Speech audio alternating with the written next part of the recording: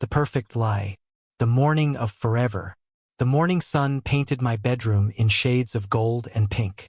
I stood before the full-length mirror, watching my reflection transform into someone I barely recognized. The wedding dress hugged my body perfectly. White silk that flowed like water, delicate lace that told stories of romance and forever. "You look absolutely stunning, Emma," my best friend Sarah whispered, adjusting my veil with trembling fingers. Tears shimmered in her eyes. I smiled, but something felt wrong. A cold weight pressed against my chest, making it hard to breathe. "Thank you," I managed to say. Today was supposed to be the happiest day of my life. Today I would marry David Chun, the man I had loved for 5 wonderful years. We met at a coffee shop near my father's office building. He spilled his latte on my white blouse, and we both laughed until our stomachs hurt. From that moment, we were inseparable. David was everything I dreamed of. Handsome with his dark hair and warm smile, successful in his career as a financial consultant, and incredibly attentive. He remembered every small detail about me. My favorite flowers were white roses. I loved old movies from the 1950s. I always ordered vanilla ice cream, never chocolate. "Emma, your father wants to see you before we leave for the venue," my mother called from the doorway. Her eyes were red from happy crying. I nodded and gathered the skirt of my dress carefully. Walking down the hallway of our family home, I passed photographs that told the story of my life. Me as a baby, my first day of school, my college graduation, and there, a picture of David and me from last Christmas, both of us laughing under the mistletoe. My father waited in his study, looking distinguished in his dark gray suit. Richard Morrison, owner of Morrison Tech Industries, a man who built an empire from nothing. He taught me everything about business, about trust, about protecting what matters most.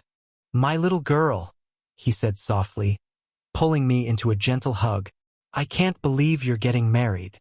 "Dad, you're going to make me cry." And Sarah spent an hour on my makeup. I laughed, but my voice cracked. He pulled back and looked at me with those sharp blue eyes that saw everything. "Emma, are you sure about David?" "Really sure." The question surprised me. "Dad, we've been together for 5 years. You've known him all this time. Why would you ask that now?" He hesitated, choosing his words carefully. "Just a feeling, something in my gut. You know, I trust my instincts in business. Sometimes they apply to life too. I love him, Dad. He's the one." My father nodded slowly, but worry lines creased his forehead. "All right, but remember, you're a Morrison. We're strong. We survive anything." His words felt strange, almost like a warning, but I pushed the feeling away. This was my wedding day. No room for doubts. The discovery. 30 minutes before we left for the venue, I went to David's room to give him his boutonniere. We were following the old tradition, no seeing each other before the ceremony. I would just leave it with his best man. His suit jacket hung on the back of a chair. As I reached for it to find his best man's phone number in the pocket, a piece of paper fell out. Cream-colored, folded carefully, with elegant handwriting on the outside. "My darling David." My hands froze. I shouldn't read it. It was probably nothing. Maybe a note from his mother. But something made me unfold that paper, and my entire world shattered. "My darling David, I can't wait for this charade to be over. 5 years is such a long time to pretend, isn't it? But soon you'll have access to Morrison Tech Industries through Emma, and we can finally be together openly. Her father's company is worth $50 million. Once you're family, you'll have the trust and access we need. I know it's been hard, pretending to love her, but remember what we're working toward. After a year or 2 of marriage, you can start the divorce and take your share. By then, you'll have transferred enough assets to our accounts. Tonight, after the reception, meet me at the Riverside Hotel, room 347. I'll be waiting for you, like always. Forever yours, Victoria. I read it 3 times, then 4. The words blurred as tears filled my eyes. My legs gave out, and I sank to the floor, the wedding dress pooling around me like a white ocean. 5 years. 5 years of my life built on lies. Every kiss was fake. Every "I love you" was calculated. Every moment of tenderness was part of a plan to steal from my father. The door opened suddenly. "Emma, what are you doing here? You're not supposed to." Sarah's voice died when she saw my face. "What's wrong? What happened?" I couldn't speak. I just handed her the letter. She read it and her face went pale. "Oh my God. Emma, I'm so sorry. We need to cancel the wedding. Right now." No. "What?" I stood up slowly, carefully, feeling something cold and hard forming in my chest where my heart used to be. "We're not canceling anything. Emma, you can't marry him after this." "I'm not going to." I folded the letter carefully and put it in my purse. "But I'm not going to let him know I found out either. Not yet." Sarah stared at me like I had lost my mind. "What are you planning? He wanted to play a game? Fine, I'll play too. But by my rules." The venue and the mysterious woman. The Silver Lake Country Club was transformed into a fairy tale. White flowers everywhere, roses, lilies, orchids. Crystal chandeliers threw rainbow light across the ceremony space.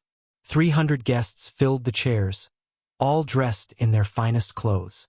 I arrived in the white limousine, my father beside me, Sarah and my bridesmaids following in another car. Everyone thought I was glowing with happiness. They couldn't see the ice in my veins. "Last chance to change your mind," my father whispered as we stood at the entrance. "I'm sure, Dad. Trust me." We walked to the bridal suite to wait for the ceremony to begin. That's when I saw her. An elderly Asian woman stood near the window, wearing a simple gray dress. She looked about 80 years old, with silver hair pulled back in a neat bun.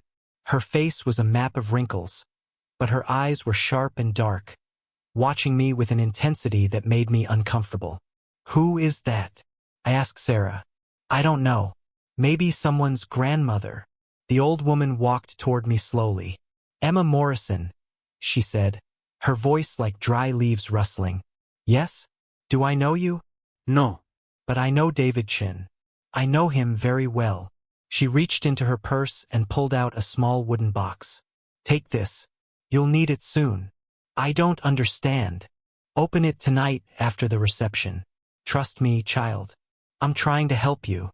Before I could ask anything else, she was gone, disappearing into the crowd of guests like smoke.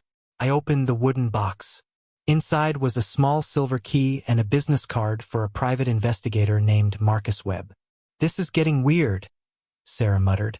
"Everything about today is weird," I replied, putting the box in my purse next to Victoria's letter. The ceremony that shouldn't be. The wedding march began. My father offered his arm, and we walked down the white carpet toward the altar, toward David. He stood there in his perfect black tuxedo, his perfect smile, his perfect mask. When he saw me, his eyes lit up with what looked like love. But now I knew. It was greed shining in those eyes. Every step felt like walking through water. Heavy, slow, wrong. The guests stood and smiled. My mother cried happy tears. My father's jaw was tight, his instinct still telling him something was wrong. I reached the altar. My father lifted my veil and kissed my cheek. "It's not too late," he whispered so quietly only I could hear. "I know what I'm doing," I whispered back. David took my hand. His palm was sweaty. "You're so beautiful," he said. "Thank you." My voice was steady, cold. He didn't notice. The officiant began. "Dearly beloved, we are gathered here today." I stood there, looking at the man I thought I knew. How many times had we talked about our future? Our children's names, Lucas for a boy, Sophia for a girl. The house we would buy in the suburbs with a big backyard. Growing old together on a porch swing. All lies, carefully crafted lies. If anyone has any objection to this marriage, speak now or forever hold your peace. Silence. My heart pounded. Part of me wanted to speak, to stop this, to expose him right here, right now. But no, that would be too easy. He didn't deserve easy. "David Chun, do you take Emma Morrison to be your lawfully wedded wife?" Ido. His voice rang out confidently. Another lie. "Emma Morrison, Do you take David Chun to be your lawfully wedded husband? Everyone waited. The moment stretched like taffy.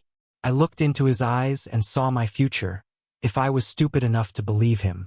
Stolen money, betrayal, divorce courts, my father's company destroyed. But I also saw another future, one where I was in control. I do, I said clearly.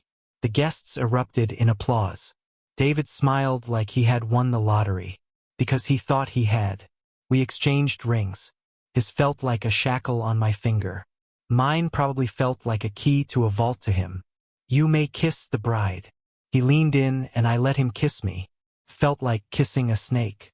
As we walked back down the aisle, husband and wife, I caught sight of the mysterious old woman again. She stood in the back, near the exit, and she nodded at me slowly, like she approved, like she understood. The reception plan. The reception hall was even more elaborate than the ceremony space. Round tables with golden tablecloths. A live band playing soft jazz. A cake that cost more than most people's monthly rent. 6 tiers of white fondant and sugar flowers. David and I sat at the head table, his hand possessively on mine. To everyone watching, we were the perfect couple, madly in love, starting our forever. I can't believe we're actually married, David whispered in my ear during dinner. You've made me the happiest man alive. I turned to him and smiled. The night isn't over yet. I have a surprise for you. His eyes lit up with excitement. What kind of surprise? You'll see. During the toasts, he kissed my temple. I love surprises. I love you. I know you do, I said. And it was true. He loved what I represented. Money, access, power. My father stood to give his toast. He looked at David with an expression I couldn't quite read. Suspicion? Concern? Knowing? To my daughter Emma, he began, his voice carrying across the silent room. You've always been strong, smart, capable of anything you set your mind to. I raised you to see clearly, to trust carefully, and to never let anyone take advantage of you. His eyes locked on David for a moment. And to David, my new son-in-law. Welcome to the Morrison family. But remember, we protect our own. Always. Was that a threat? A warning? I caught David shifting uncomfortably beside me. Other toasts followed. Sarah kept looking at me with worried eyes. She knew something was coming but didn't know what. Finally, it was my turn to stand. David looked up at me with that smile I used to love. I want to thank everyone for being here tonight, I began, to celebrate what seems like the perfect love story. David and I have been together for 5 years. 5 wonderful years of building trust, building dreams, building a future. People smiled and nodded. David reached for my hand. I moved it away. But here's the thing about building something, I continued. You need a solid foundation. And I recently discovered that our foundation wasn't solid at all. The room went quiet. David's smile froze on his face. In fact, I discovered that the entire relationship was built on lies. Emma, what are you? David stood up, his face going pale. I pulled Victoria's letter from my purse and held it up. Should I read this aloud? Or would you like to explain who Victoria is and why she's waiting for you at the Riverside Hotel? Room 347. The room exploded. Gasps. Whispers. My mother's hand flew to her mouth. My father stood slowly, his face darkening with rage. David's face went from pale to red to pale again. That's not. Emma, I can explain. Oh, please do explain. Explain how you spent 5 years pretending to love me just to get access to my father's company. Explain how you planned to steal from us and then divorce me. Explain how every kiss, every promise, every moment was calculated and fake. You're crazy, he stammered. This is insane. I love you. No, David. You love money, and you almost got away with it. That's when everything changed, because that's when she walked in. A beautiful woman in a red dress, probably 30 years old with long black hair and perfect makeup. She looked confused, scanning the crowd until her eyes landed on David. David? she called out. What's going on? You texted me to meet you here. She stopped. Her eyes went wide as she realized where she was. A wedding reception. David in a tuxedo. Me in a wedding dress. Victoria, I presume? I said calmly. The room erupted in chaos. David looked like he might faint. Victoria backed toward the door. My father was on his phone, probably calling security and lawyers. But I wasn't done yet. Not even close. The mysterious old woman appeared beside me, seeming to materialize from nowhere. She looked at David with eyes full of cold fury. "Hello, grandson," she said quietly. David's face went completely white. "Grandmother? What are you doing here?" "Watching you reap what you sowed. Just like I told you would happen." The pieces started falling into place. This woman was David's grandmother. The one he had told me was dead. She turned to me. "Now open that box I gave you, child. Call that investigator. He has information you need." I pulled out my phone and dialed the number on Marcus Webb's business card. He answered on the first ring. "Miss Morrison? I've been expecting your call. I have documents proving David Chun has been embezzling from Morrison Tech Industries for the past 18 months. The evidence is irrefutable. I'm sending them to your father's lawyer and the police right now." Everything stopped. David looked like a trapped animal. Victoria was already running for the exit. My father walked over to David slowly, deliberately. "You thought you could steal from me? You thought you could break my daughter's heart and walk away rich? It wasn't supposed to be like this," David whispered. "This wasn't the plan." "No," I said. "Your plan was to marry me, steal from my father, and run away with Victoria. My plan is better. You're going to lose everything. Your reputation, your career, and quite possibly your freedom when the police arrive." As if on cue, sirens wailed outside. Blue and red lights flashed through the windows. David looked at me with something like respect mixed with horror. "You knew. You knew before the ceremony and you still went through with it." "Yes, because I needed you to think you were winning. I needed you to feel safe. And I needed all of this." I gestured at the room full of witnesses. "To be recorded." I pointed to the small cameras my father's security team had hidden around the reception hall at my request this morning. Every word, every admission, all recorded. "You're finished, David." The police entered. My father spoke to them quietly, showing them documents on his phone. They walked toward David. His grandmother watched with sad but determined eyes. "I tried to warn you, David. 5 years ago when you told me your plan. I told you that using people always ends badly. You didn't listen. You abandoned me in that nursing home and pretended I was dead so Emma's family wouldn't find me during their background check. You used everyone. Now you pay the price." As the police handcuffed David, he looked at me one last time. "I did love you, Emma. First. Before the plan. I really did." "Maybe," I said. "But you loved money more. And that was your mistake." They led him away. Victoria was caught trying to leave through the kitchen. The guests sat in stunned silence, not knowing whether to leave or stay or applaud. I stood there in my beautiful white dress, feeling nothing and everything at once. My marriage lasted less than an hour. My revenge was complete. But the pain was just beginning. Sarah put her arm around me. "What now?" "Now?" I looked around at the remains of my perfect wedding day. The cake we would never cut. The first dance we would never share.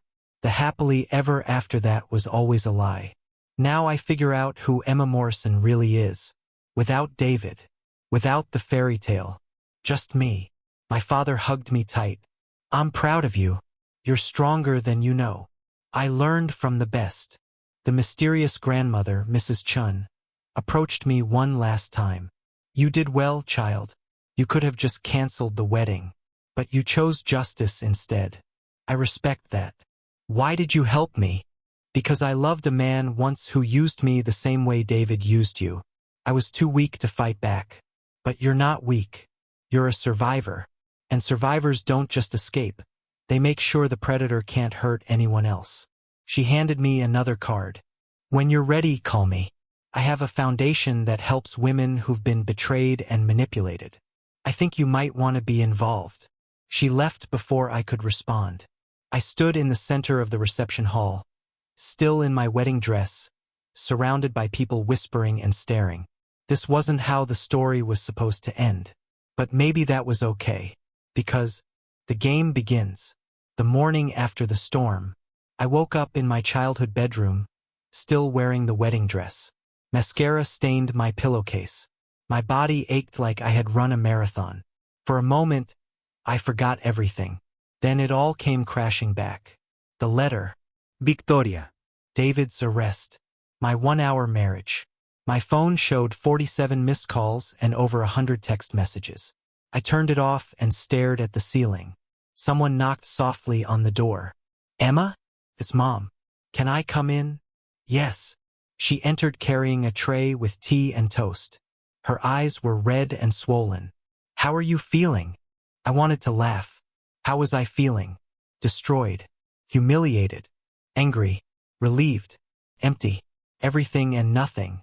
"I don't know," I whispered. She sat on the edge of my bed and stroked my hair like she did when I was little. "Your father is dealing with the legal matters. David is being charged with embezzlement and fraud. The evidence Marcus Webb provided is overwhelming." "Good." Victoria disappeared. "The police are looking for her, but she may have left the country." I nodded. I didn't care about Victoria anymore. She was just another person David used and manipulated. "Emma, there's something else. Marcus Webb wants to meet with you. He says there's more information you need to know. Things about David's past that, well, he thinks you should hear them." "When?" "Today. This afternoon. If you're ready." I sat up slowly. The wedding dress rustled around me, a ghost of yesterday's dreams. "I need to get out of this dress first." My mother helped me out of it, careful with the delicate lace and buttons. We hung it in the back of my closet. I would deal with it later. Maybe burn it. Maybe donate it. Maybe keep it as a reminder of my own strength. I showered for an hour, trying to wash away the feeling of David's touch, his lies, his betrayal. The water ran cold, but I barely felt it. Meeting Marcus Webb. Marcus Webb's office was downtown in an old brick building that had seen better days. The sign outside read, "Webb Investigations, Truth Above All." I liked that motto. My father insisted on coming with me. Sarah wanted to come too, but I told her I needed to do this alone. Well, with my father. He was my rock right now. We climbed 3 flights of stairs to a door with frosted glass. Inside, the office was surprisingly cozy. Bookshelves lined the walls. A leather couch sat in the corner. And behind a massive oak desk sat Marcus Webb. He was younger than I expected. Maybe 40 years old, with kind brown eyes and gray starting to show in his dark hair. He stood when we entered and shook our hands firmly. "Miss Morrison, Mr. Morrison, thank you for coming." He gestured to chairs across from his desk. "I know this is incredibly difficult, but I think knowing the full truth will help you heal." "How did Mrs. Chun find you?" I asked. Marcus smiled sadly. "Margaret Chun has been my client for 3 years. She hired me to investigate her grandson after he stopped visiting her at the nursing home. She suspected he was involved in something illegal, but she needed proof." 3 years. My father leaned forward. "You've been investigating David for 3 years?" "Yes." Mrs. Chun paid for everything herself from her small savings. She wanted to protect David, to intervene before he did something that would destroy his life. But he wouldn't listen to her warnings. Marcus opened a thick folder on his desk. What I found was disturbing. David Chun is not who he claimed to be. "What do you mean?" I asked. "His real name is David Chun, that part is true. But almost everything else he told you was a lie. He said he was an orphan, correct?" I nodded. David had told me his parents died in a car accident when he was 12.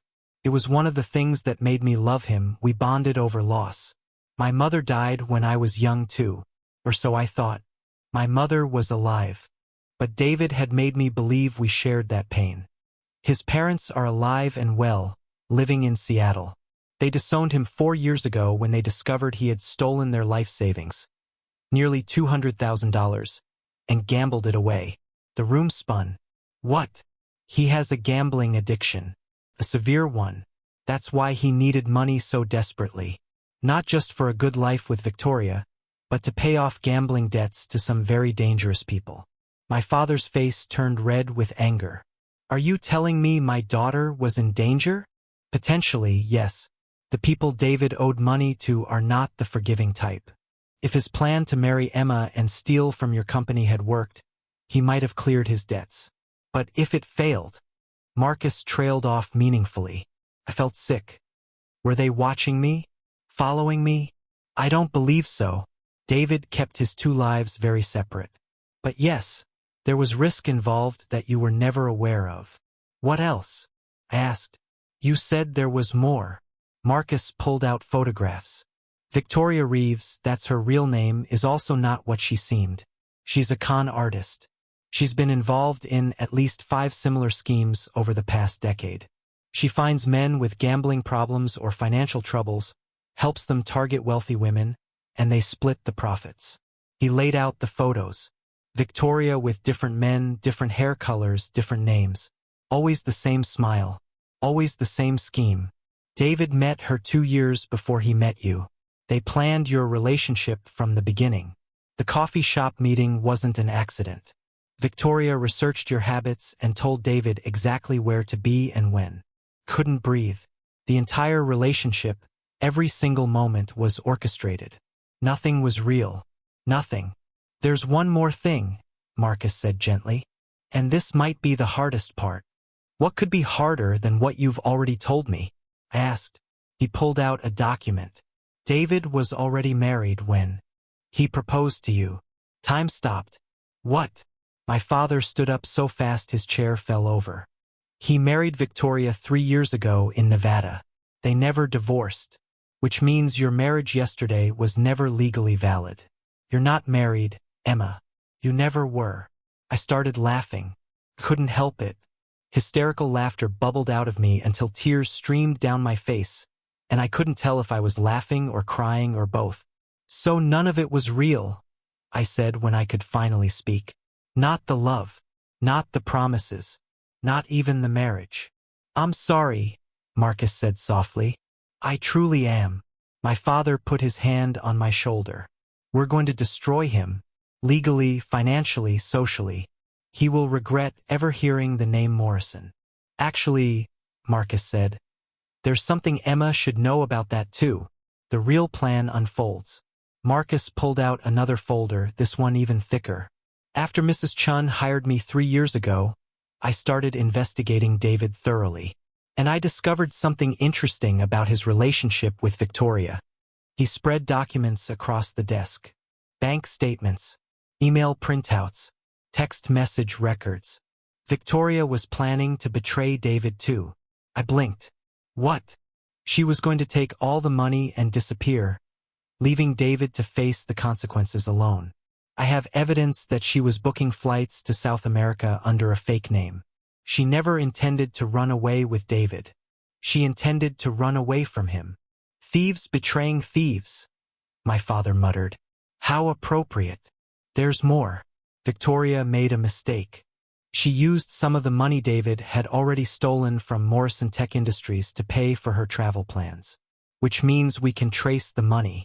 And if we can trace it, we can recover it. Hope flickered in my chest for the first time since yesterday.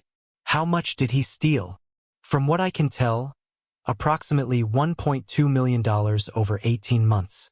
He was clever about it, making small transfers that wouldn't trigger immediate alarms. But it adds up. My father's jaw clenched. I want every penny back. And I want him in prison for a very long time. That's very likely to happen, Marcus said. With the evidence I've collected, plus the scene at the wedding yesterday, plus his prior fraud against his own parents, he's looking at 10 to 15 years. Good, I said. My voice sounded cold even to my own ears. Marcus looked at me with understanding in his eyes. Mrs. Chun asked me to tell you something. She said, revenge is sweet, but healing is sweeter. Don't let anger consume you. She's right, my father said. Emma, I know you're hurting, but we can't let this destroy you. It won't, I said firmly. I won't let David Chun have that power over me. But even as I said the words, I wondered if they were true. 3 months later, the transformation begins. The trial was set for 6 months away. In the meantime, I had to figure out how to live again. I took a leave of absence from Morrison Tech Industries. I couldn't face the office yet, knowing David had walked those halls, had sat in meetings with my father, had stolen from the company while smiling and shaking hands. Sarah visited every day. She brought food I didn't eat and movies I didn't watch. She just sat with me, and sometimes that was enough. Mrs. Chun came to visit too. Margaret, she insisted I call her. We drank tea in my parents' garden, and she told me her story.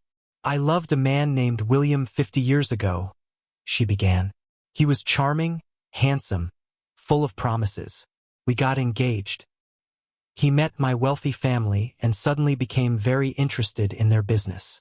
Her story sounded painfully familiar. 1 week before the wedding, I overheard him on the phone with another woman. He was laughing about how easy it was to trick the stupid rich girl. That's what he called me. What did you do? I married him anyway. I stared at her in shock. Why?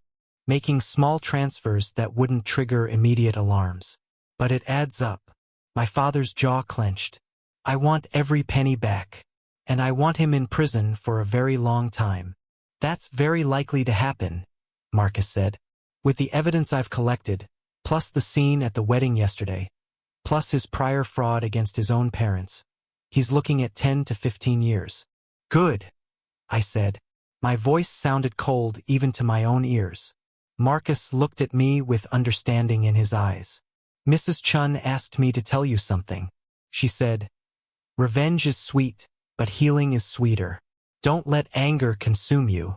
She's right, my father said. Emma, I know you're hurting, but we can't let this destroy you. It won't, I said firmly. I won't let David Chun have that power over me. But even as I said the words, I wondered if they were true. 3 months later, the transformation begins. The trial was set for 6 months away. In the meantime, I had to figure out how to live again. I took a leave of absence from Morrison Tech Industries. I couldn't face the office yet, knowing David had walked those halls, had sat in meetings with my father, had stolen from the company while smiling and shaking hands. Sarah visited every day. She brought food I didn't eat and movies I didn't watch. She just sat with me, and sometimes that was enough. Mrs. Chun came to visit too. Margaret, she insisted I call her. We drank tea in my parents' garden, and she told me her story. I loved a man named William 50 years ago, she began. He was charming, handsome, full of promises. We got engaged. He met my wealthy family and suddenly became very interested in their business. Her story sounded painfully familiar. 1 week before the wedding, I overheard him on the phone with another woman. He was laughing about how easy it was to trick the stupid rich girl. That's what he called me. What did you do? I married him anyway. I stared at her in shock. Why? Because I was young and stupid and I thought I could change him. I thought my love would be enough. She sipped her tea slowly. I was wrong.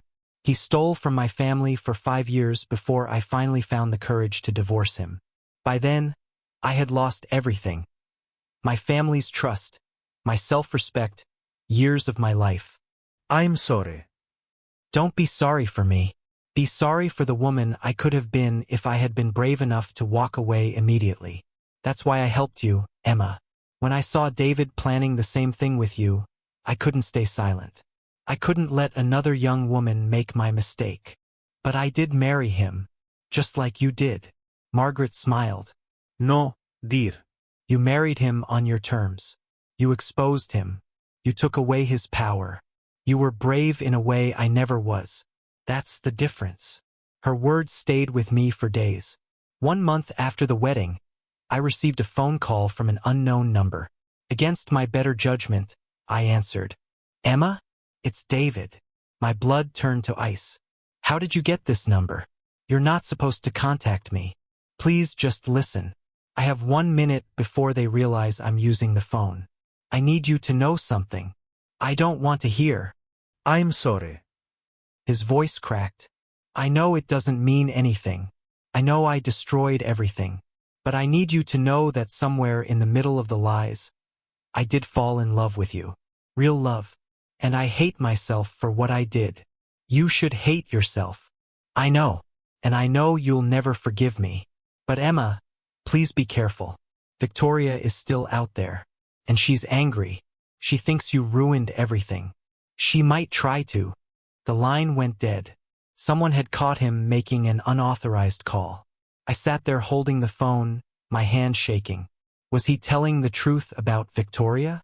Or was this another manipulation? I called Marcus immediately. David just called me. He warned me about Victoria.